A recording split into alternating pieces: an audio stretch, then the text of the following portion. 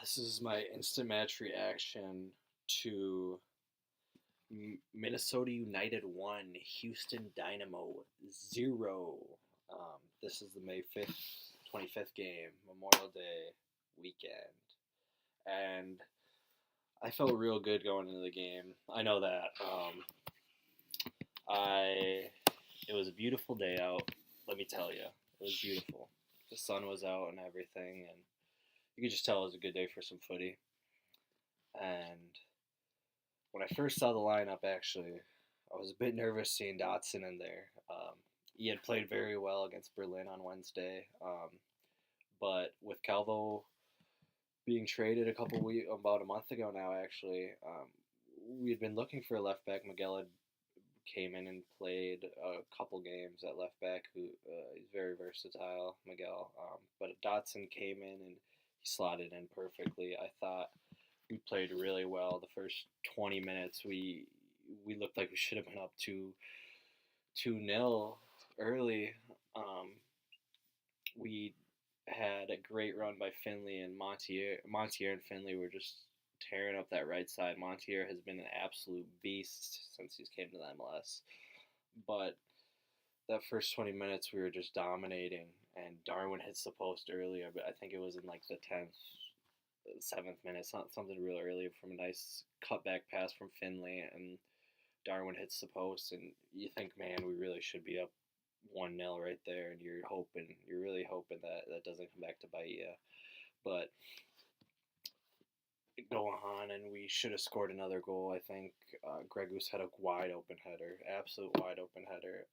Maybe not score a goal, being a little bit harsh on him, but he puts the header over the crossbar when he's got a wide open header at the edge of the box, and you really just gotta be putting it on target. It just needs to be on target. But nonetheless, we should still be up 1-0 with Darwin hitting that post earlier, and then Roman Montier ends up actually crossing the ball, and it gets deflected. A bit slight deflection. It ends up looping over and nestling into that back left post. Actually, just the deflection you could tell would definitely trick the keeper. He could definitely thought it was going to be more center until it hit that deflection when it came off Montier's foot. But with the slightest deflections, we'll take it, and nestles in that back corner, and we go up 1-0. And at that point, you think, all right, we're looking comfortable. But then, for some reason, we kept their lead, and we wanted to keep it. We wanted to shore up the defense and keep it tight, which was good. I respect Heath for that. We didn't push too much forward because the Dynamo are a good team. I feel like we didn't give them too many options. There was a couple dangerous crosses they got in. They had about one good opportunity, I'd say, but they were shooting from a lot of outside the box. You could tell they were getting frustrated. I believe Beasley was getting quite mad with his teammates, nonetheless, who were all trying to get under the United players' skins. But Beasley played very well. The Houston Dynamo, U.S. men's national team legend. I have to give him a quick shout out, just for his prestigious career with the national team, 4 World Cups, I believe 3 or 4 Gold Cup wins. Absolute legend, retiring at 37 years old. He is a legend for a lot of U.S. soccer players' eyes, people's eyes. But nonetheless, we score, and we're up 1-0 in the 20th minute.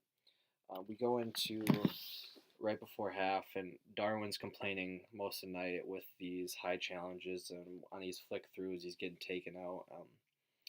And in about the 40th minute, they pick up a yellow card with Funmar. Their defender, their big center back, picks up a yellow on Darwin. I believe they had a challenge on him. And then we go to halftime, up 1-0. And at that point, we were playing very well. We had a little spell about 20 minutes after our goal. So about the rest of the first half, they had a lot of the possession, but it was more meaningless possession. They didn't have they had a couple chances, but we had a lot of breaks, and we were able to stop their play up a lot. Alonso and Gregus have been great. And I want to give a shout out to Angelo. Angelo's hold up play up top was amazing. Um, but then after halftime, we come out and they make a substitution, not right at half, but a little bit into in the 62nd minute. McNamara comes in for Quinto, who you could tell was frustrated all night, getting in arguments. Montier was bossing him on the left side. He'd go to the right, and Dotson was bossing him. Dotson was played unreal. There's a couple times where he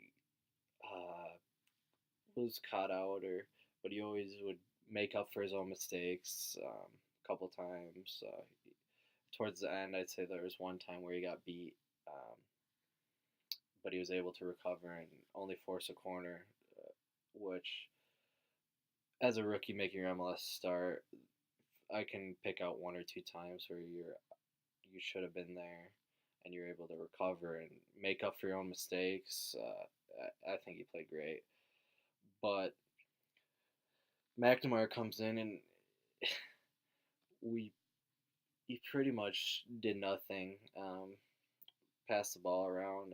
My uncle doesn't watch many games. Had never been to MLS game. Was with me tonight, and before the game, he was making actual jokes about him, saying he didn't look like he was on the team or something. But you could tell he had a bit of skill to him. He looked like a good player, but he came on and did virtually nothing. Seemed like he couldn't do much on Dotson.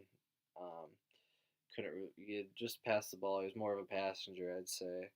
Um, but the Dynamo played all right. You could tell that they're a good team, and uh, at home it might have been a different. If they were home, it might have been a different game. We'll have to see when we play them down in Houston. But and then Heath makes a substitution for Rodriguez, Angelo in the 65th minute, and Delali comes on, Abu Delali, and who's actually had a rough spell recently, and it shows a lot of confidence. Heath gives him a lot of he must get a lot of confidence from Heath, because Heath keeps giving him these opportunities after actually on Wednesday playing quite poorly and against Berlin and not doing so well the first part of the season after his amazing rookie year. He played very well his first rookie year, and we just need to find some of that magic and kind of recreate some of that and get him back into his development, because it's really stagnated over the last year or so. But tonight he came on and he was a pest up top. He was really pesty. Didn't really create any opportunities or anything. And there was one or two times where he was offsides that it didn't affect the play, where he could have maybe got involved if he had not have been offsides. But for the most part, I'd say he did pretty well. And compared to his other starts or sub appearances as well. And at this point, you could tell we're about to set up shop and hold on to this 1-0 lead. Heath also, at that time, you could tell he was getting the players ready, and you could tell he was about to make another sub pretty shortly after. But Delali comes on, and like I said, does well. And shortly after he comes on, Houston Dynamo actually pick up another yellow. Darwin, I believe, gets tackled, and I don't know. I know he's so small, but Darwin needs to get protected more from some of these referees. He's getting kicked. He does go down quite easily sometimes, but some of the times where he's getting a stud to the leg, I mean, he's 5'5" and generous, I think. That's said on the flyer, and I think that's being a little bit generous to him. But he is always getting kicked, and what are you going to do if you're that big? These guys are grabbing onto him. He can't do nothing. They got to be calling some of these fouls on him. But Garcia picks up the midfielder for the Dynamo, picks up a yellow, and they actually shortly after that, in the 69th minute, make a substitution for Famar, who was the defender who picked up a yellow card in the first half. Garcia comes on for him, and then they look like they were doing a lot more. They were pushing. They were really looking for that goal, and we'd be able to break up the play and kind of stop it, but we really weren't creating too much. We were playing quite well, but we couldn't get it done in the final third. We'll just say that. And then in the 75th minute, they make another substitution with Harrison.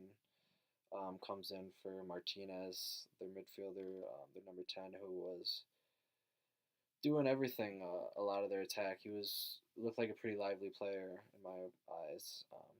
But then we also make a substitution with Quintero coming out and Schuler coming on. And Schuler at first was tucked a little bit in more in the midfielder role, kind of shore up some defense. And at that point, we were sitting back for quite a bit. We were playing defense for the last 20 minutes, and it ended up working. We do bring on Iko Para in the 83rd for Quintero to really shore it up, and Schuler actually goes out to the wing and as a defensive role, as a left midfielder, I'd say, not even a wing. I like Schuler out there at this spot as a substitution coming on. I do not like the experiment Heath had with Schuler on the left mid wingish area. Earlier in the season, I don't think it worked out, but that's my instant match reaction. I wish I forgot about this actually, but Montier actually picks up a yellow card in the 90th minute, and it will be suspended for the game on Wednesday against Atlanta United. It was a needless foul. Really don't think it deserved a yellow, but needless nonetheless, and he picks it up, and really don't know how we're going to line up Wednesday without Montier, who has been our starting right back all year, and he has been wonderful actually since his move from France. So